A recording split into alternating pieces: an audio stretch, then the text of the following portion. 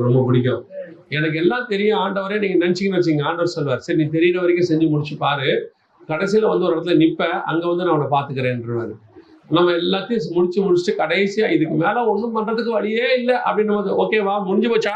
முடிஞ்சு, சரி வா நான் கை பிடிச்சிக்கிறேன்னு சொல்லுவார். நான் என்ன சொல்லுவேன்னா, அவ்வளவு தூரம் போகாம முன்னாடியே கையை பிடிச்சிருவேன் நான். அதனால நம்ம ஆண்டவருடைய கை ரொம்ப பெருசு, ரொம்ப ரொம்ப பெருசு. கொஞ்சம் வெயிட் பண்ணுவாரு. எதுக்காகன்னா, அவருக்கு ஒரு 6000 வருஷமா ஹிஸ்டரி இருக்கு. ஆதாம்ல இருந்து எல்லாரையும் பார்த்துக்கிட்டே இருக்காரு. நிறைய பையன் பாதியிலேயே ஓடிட்டான், நிறைய பையன் ஏமாத்திட்டான். அதனால ஆண்டவர் பார்ப்பாரு, இவன் நிக்கிறானா நிக்கலையான்னு கொஞ்சம் சோதிச்சு பார்ப்பாரு, அவ்வளவுதான். சோதனை இல்லாம யாருக்கும் இல்லை. ஆபிரகாமையே சோதித்து பார்த்தாருன்னு வசனத்துல சொல்லுது.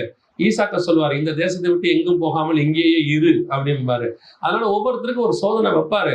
அந்த சோதனையில மட்டும் நம்ம ஜெயிச்சிட்டோம்னு சொன்னீங்கன்னா, கர்த்தர் கொடுக்கறத தாங்க முடியாது உங்களால. அவ்வளவு தந்து ஆசீர்வதிக்க வல்லமை உள்ளவராக இருக்கிறார். போதுங்கிற அளவுக்கு